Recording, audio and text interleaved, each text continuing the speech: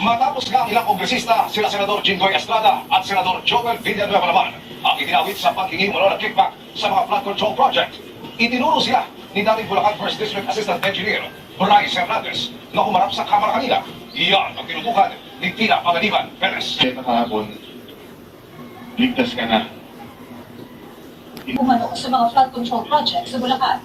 Si Senator Jinggoy Estrada, Senator Joel Villanueva, Yusek Robert Bernardo.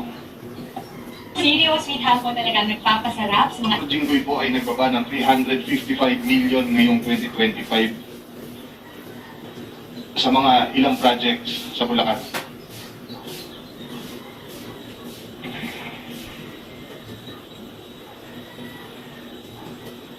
At ang sabi po ng boss ko dito ay 30% ang commitment dito. 600 million pesos last 2023 from